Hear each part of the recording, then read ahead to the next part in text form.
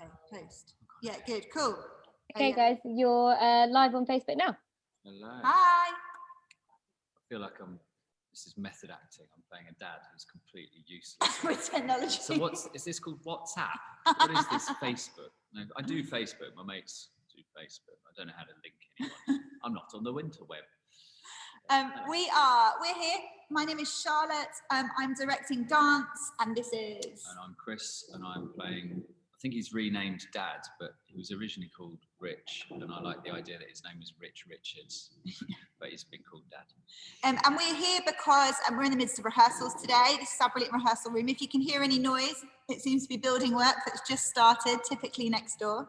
But we will be running a brilliant new play, which is explosive and funny and powerful. And it's called Dance, and it's by a fantastic writer called Matt Morrison. And it runs next Monday to Saturday, or this Monday to Saturday, at the King's Head at 7 o'clock. Every evening. So we're here really to chat to you about it, to see whether we can entice you to come along. We've been having an absolute ball putting rehearsals together. And this play actually came about because we did I did like a vaguely online version of this last year where we did a completely different interpretation of it. So this feels really exciting and really new because actually it's been amazing how much we found in rehearsals to do with the staging of it and to do with how significant the audience actually is. So if you come along, you will end up, I promise there's no audience interaction. Yeah, don't worry. But you'll end up feeling like you really are part of the show. We're incorporating the audience. We're using and loving the fact that it's live. And there'll be some really fun things within the show. You don't need to do anything. It's just the fact that it's gloriously, you're there, you're present, you're in the room. And how weird is that after a year of just basically doing everything through Zoom? Absolutely. Yeah, it's going to be brilliant to talk to people face to face, and the story very much uses that, doesn't it? Yeah, it really does. And the story, I'll give you a little taster about what it's about. So we see two people. We see Kemi, who's in her kind of late teens, and we see her dad, who's played by Chris, and Kemi's played by the brilliant Saffron Kuma. And the two of them are telling their tale about something, and we're not quite sure what it is, but we know something very significant has happened. And they're kind of giving us the lead up to the story. And we hear about how Kemi's had a really rough time at school, how she's been bullied, how even her dad's been involved in some of that bullying in terms of as a victim as opposed to as a perpetrator. And how her dad thinks the best thing to do is to take her to a pop concert of her favourite artist and what happens when they're there and how the story then unravels.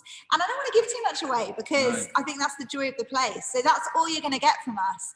But it's so compelling. I mean, certainly when I read it, I was just like on the edge of my seat all the way through. I think it's just so brilliantly constructed. And seeing these two people in the room, honestly, you will just be with them the whole time. So it runs for about 50 to 55 minutes, which means it's kind of joyous. You get to have a lovely glass of wine afterwards and have a chat with your pals. Yeah, exactly. But yeah, it raises loads of questions and it's great fun. And in the absence of any questions from you guys at the moment, I thought I'd ask you some stuff. Oh, okay. Yeah, it's like rehearsal. It is. I know. This is what we do. We actually open on Monday in real life. You can come to the King's Head, and more importantly to me, I've actually got to go to the King's Head and stand on stage in front of people and do acting words.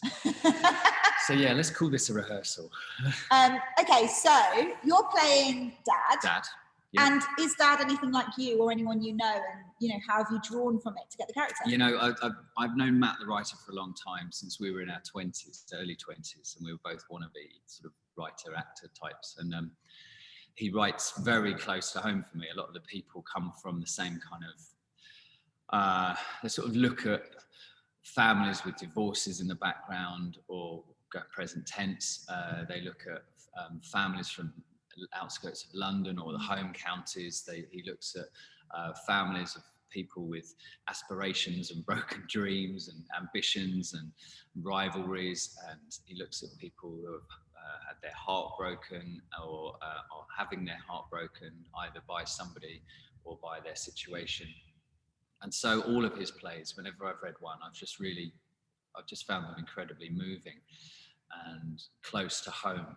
And this one is about a dad who's broken up with his wife 5-6 years before. He's got a teenage daughter, and I mean, he's not the best dad in the world, but he wants to convince you that he is. and he loves his daughter very much, and he just shows it in a funny way. He's much more a grand gestures kind of dad. If he's in a good mood, everyone else should be in a good mood. If he's in a bad mood, everyone else should be in a bad mood. And most dads I know, that's them to a T. So yeah, there's a lot of crossover with family life and things like that as well. So it's also very funny though. Like I suppose the truer it is, the funnier it is. And you find that sometimes some of the stuff you say, if you get Matt's rhythm right, I mean, it's hard for me not to laugh when he says it because he's such an idiot. But he's brilliant, but he's an idiot. Well, I think we just all we all recognise so many people we've met in Dad and in Kemi as well. So you kind of, there's that warmth that instantly comes from them, and they're so well developed as characters, you know, and it means that there's so much humour to be found in like even the darker moments, the more dramatic moments of the play, because it's one of those plays that kind of unravels and you find out more and more. But all the time it's there with this kind of brilliant dryness and humour to it. And I think that's also a testament to your performances, I would say.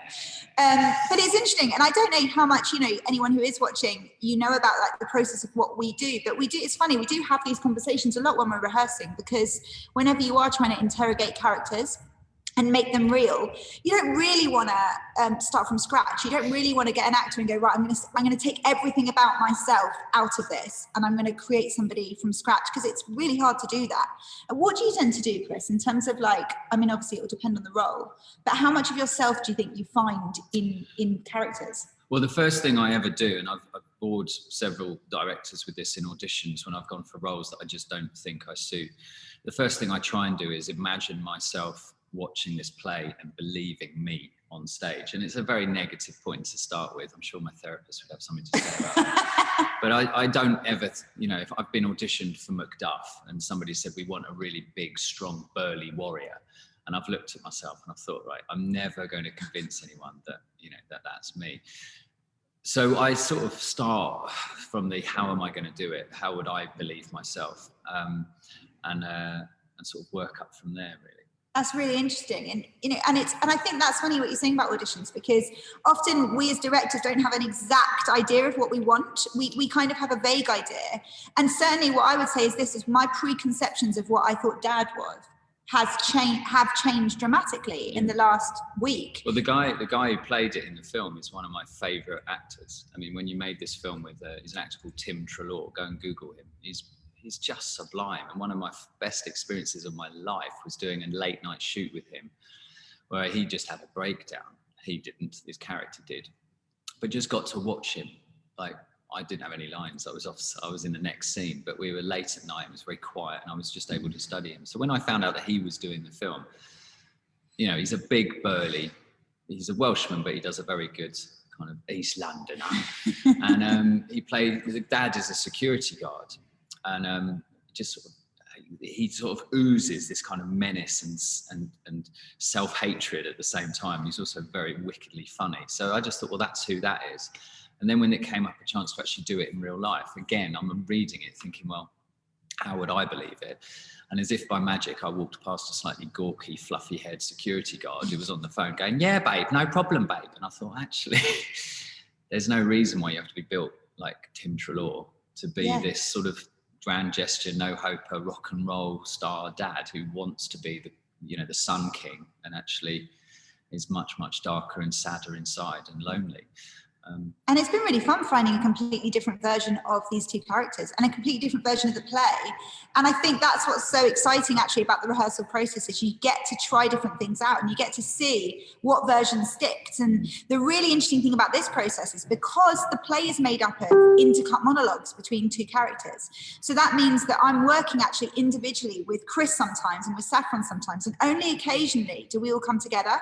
And the wonderful thing about that is neither of them really know what they think about the other character. So what they're doing is kind of very, very organic, because you haven't seen loads of each other. No, hardly anything. Yeah, obviously we know the lines the other person's saying, but where it, the leaning on it, you don't know, the way you ping certain themes or something, you don't know. And it is very much, this play is two testimonies that are going on alongside each other, not with each other. So actually when we come together and we start doing it, it's going to be like very, very true to life. Yeah, Yeah, I think that's right. There should feel such a electricity in the room, you know, partly because of that, and partly because, God, it's been so long since we've been, you know, working in a theatre. For us, you know, and I don't know, some of you who are watching this now, you might have seen stuff in the last couple of weeks, and some of you might not. This might be the first thing you come and see. But I mean, when on the occasions where I have seen things, I've just felt such a sense of community. And I can say that, having spent the last year directing on Zoom and working with people on a screen, the shorthand that you get just from being in a room, you skip so many steps because you can just feel someone's energy. And someone asked me actually about 6 months ago, well, do you think this will be the way forward? Like, what's the worst part of it? What's the best part of it? And the worst part of directing on Zoom for me is not being able to like take the temperature of the room. So not knowing what your actors are feeling, because they might be in their front room, and in the back room, someone might be having a massive fight. They might have just put their child to bed, and then their child might start crying. You carry all of that with you. But as a director, I can't see what's going on, you know? So I'm just kind of taking what's in this tiny little box. Whereas when we're able to be here, and actually we're rehearsing, we're very lucky at the University of Westminster, which you can see is a very grand building. It's just us, and we leave our stuff, our baggage at the door, and we come in, and we're just able to work and focus. Work and with the builders in the background. Work with the builders instead of the background. But it gives it a whole different energy, I think. I have to act with my legs now. Everything I've done on Zoom, Yeah, I've been able to wear my kilt. Yeah. And Chris and I did 2 Zoom things together, actually. Yeah. So it's our first real life in person. It actually is our first IRL. in person, Yeah. IRL. Yeah, I know, exactly. It's weird. But Chris and I did a couple of projects last year, which were really interesting, because what we did is we sent out the actors a phone and a tripod with a light and a green screen and a microphone. And we did 2 things. One of the things we did was a film adaptation of a stage show we'd done, Sebastian Faulk's Birdsong, which is brilliantly adapted by Rachel Wagstaff. And we did that, and we completely reworked it with Rachel and Sebastian, and it was like fully costumed and fully made up. And then we thought, we'll do something different after that. And that, you know, we were really overwhelmed with the success of that, and it was amazing. Go to that. It's Birdsong. It's on Original Theatre Online, and that's your chance to see Tim Treloar just boss it. Yeah. He's amazing. It is really exciting. Yeah, he's incredible. You're all incredible, but he's incredible in that as well. And then we got in touch with the brilliant writer Torben Betts, and we made a new film story of the Apollo 13 story called The Dark Side of the Moon, which was basically what happened to those 3 astronauts in the period where there was no connection, there was no communication between mission control and the moon. And that was pretty special, because we kind of did a mix of having they were filming themselves from home, and then we also were working with the brilliant Simon at Frantic Assembly to kind of create this sense of what's it called, zero gravity. Zero gravity, yeah, on a Swiss ball. Yeah, so they're like on these exercise boards moving around. So I mean, that is very good. But the joy of that is, you see, you've got this screen, so you can kind of move out of it. Whereas now we're suddenly aware of our whole bodies being seen all the time. But yeah, so it's been nice. This is being our first proper play together. And this is your first time back in a theatre since when? Well, actually, I rehearsed a show at the Park Theatre ready for Christmas that was then postponed till January. It was then postponed till March. It was then cancelled. So I rehearsed on the stage because I was stepping in for someone, but it was one of those COVID plays. Yeah. So I've been in the theatre and rehearsing, but not in front of an audience. But not having an audience. No. And what are you excited about? Just that live thing. I think I started taking I never took it for granted, because it's sort of the meat and it's the WD-40 of the work we do, but I'm going to feel it so much more strongly, I suppose. Yeah. I mean, I've been really lucky because I've done quite a lot of TV, but also I've done some pretty big theatre shows in the last few years. So there have been times when you have that gorgeous moment when you've got a line that you know will make 1,400 people laugh at the same time. You know, there's nothing like that. But that sort of kinetic energy that you have when you know there's somebody in the front row who's bored, or there's somebody 5 rows back to whom that line means something, or there's somebody at 20 rows back who just really didn't want to come to the theatre tonight, or 25 rows back even, who's just sitting there just desperate for a play because it's their scent, that, you know, it's their passion. Yeah. And that sort of mix Max. That sort of, I don't know, quilt, what's it called? Anyway, but it's that sort of blend of people and expectations in the room, and you can feel it when you're performing, and you've got these lines, and you don't just return them by rote. What you do is you go back into the thought of what those lines are, and so you're staying them to those people. And in a place like the King's Head, you can really see those people. That's what we mean by the audience will be part of it. They don't need to do anything other than sit there behind their masks, but I'm going to be able to see your eyes, and I'm going to be telling you things. And that for me is just it's the let's pretend quality of acting that we crave. I think that's absolutely right. And it's interesting for me because having never done anything except stage in my career, last year started to explore film and online productions and live stream. And I, they're really interesting and they're really engaging, and I hope I continue them, and I'm very grateful for what I've done. But I do feel that having the audience there, particularly when you're talking about a space like the King's Head, which is, where you can see the whole audience. That's really special when you get to tell a story to people, and you know where they are, and you know that they're in a small space and they're sharing something with you. And as Chris said, you end up, it changes every single night, because the energy you get in the audience, the energy you get from those people, means that the story can slightly, go in a different direction. And I love that, because, I come back and I see with some of the big shows I look after, they might run for like 2-3 years. And you go and see them all the time. And thank goodness they're always different, because otherwise you'd be seeing a show 250 times and it'd be exactly the same each time. So that's always a real joy for me as a director, to come back and see how something's moved. And if you had to entice these lovely people who are watching to come and see this, what would be the things that for you would pull you in to see this play, do you think? There's firstly, it's just a chance to get out of the house, to go to a pub, to mingle with other people, to be confident that you're safe and you're at 2 meters, you've got your masks on, blah, blah, blah. But actually, it's the beginning of a return to normality. And for theatre, that normality is a shared storytelling, a moment in the dark when you're not being asked questions, you're not having to do anything, but where you can really listen and feel and maybe reflect, maybe get taken somewhere.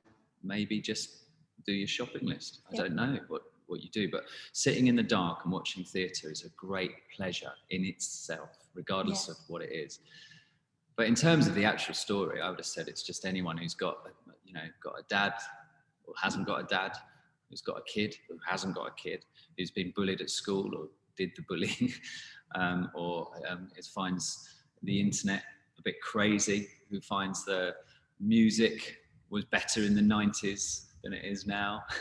There's so many threads and themes in this play that I think you connect with, but the big thing for me is get in the same room as somebody telling you a story.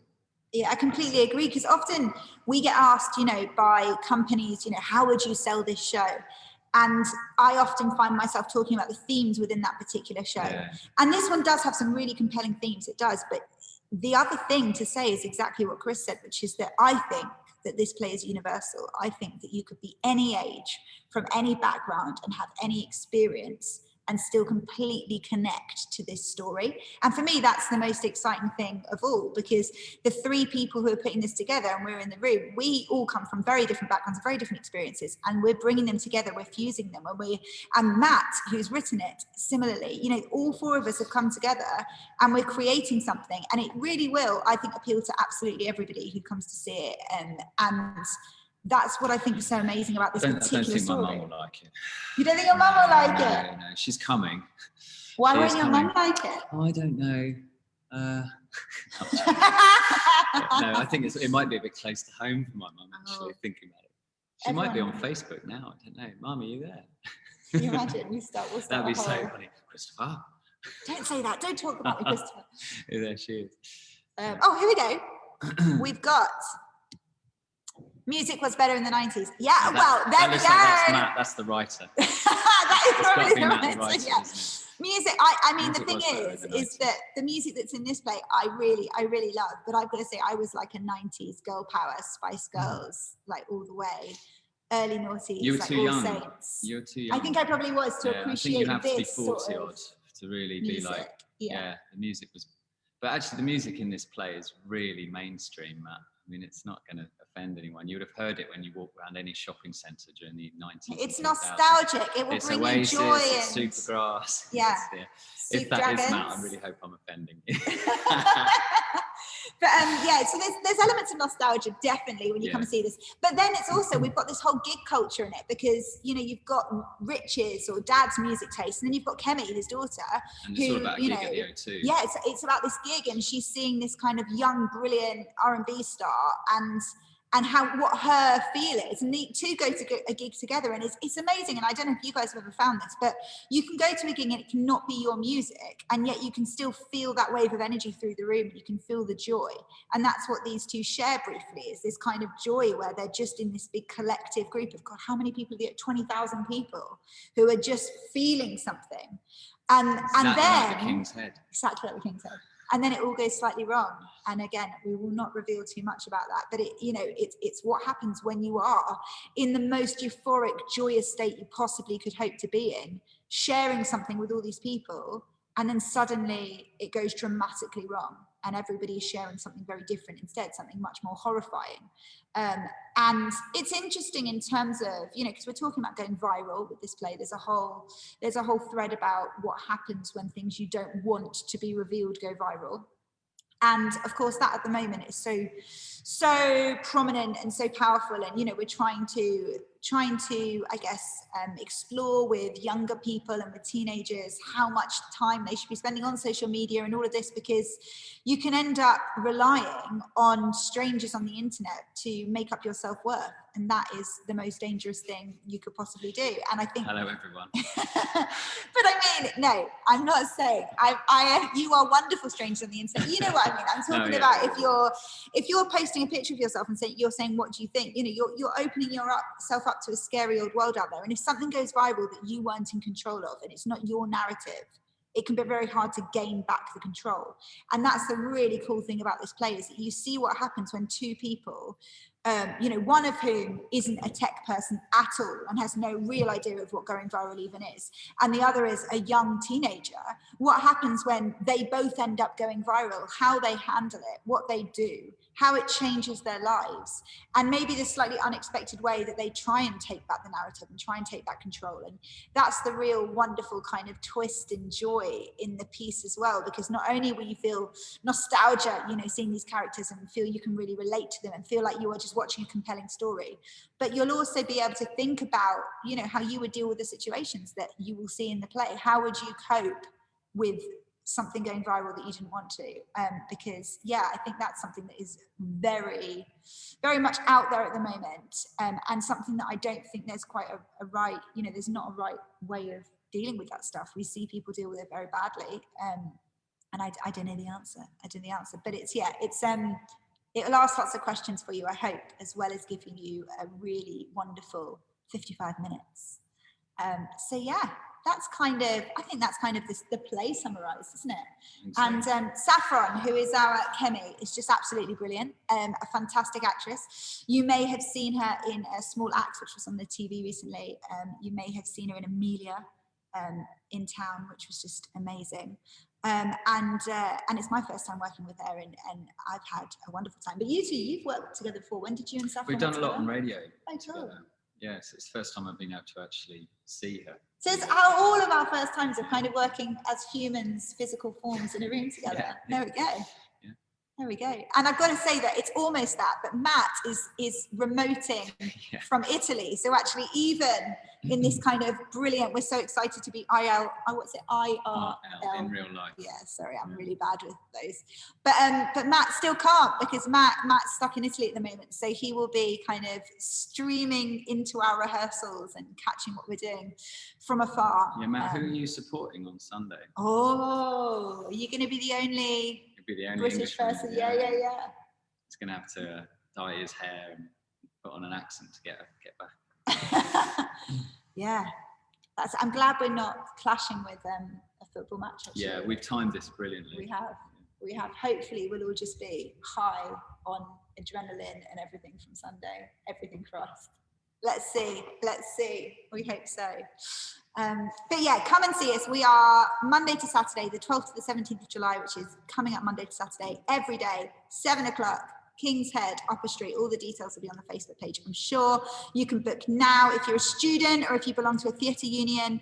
There's loads of other brilliant concessions and seniors and things. It's £10, which is very inexpensive for a theatre trip. Otherwise, I think it's 12, which is also very good, unless you want a very fancy premium seat, which you can also do. So we're providing for everybody, for the people who want ultimate comfort and for the people who just want to see something good. And we're really excited about all the other fantastic shows. I've been seeing there's quite a lot of brilliant stuff on at Playmill Fest. So it's definitely worth checking out a good few if you find yourself in the Islington area. But yeah, we look forward to seeing you there. And thank you so much to the King's Head team for having us today. We will, in a minute, we'll be getting back to our rehearsals. We've got 3 more hours today to kind of finish off this section of the play. It's been really good fun. And then tomorrow you are together, I think. Yeah. That's good. We actually get both actors in the same space It'll be tomorrow. happening. So yeah, that's where we've made our little stage. So yeah, thank you so much. And we look forward to seeing you next week. And if you do come, and if you have seen us waffle on today, come and find us in the bar afterwards and say hello, and we will very happily, we'll elbow bump, and we'll be really intrigued to hear, to get your take on what you think of the piece. So thanks.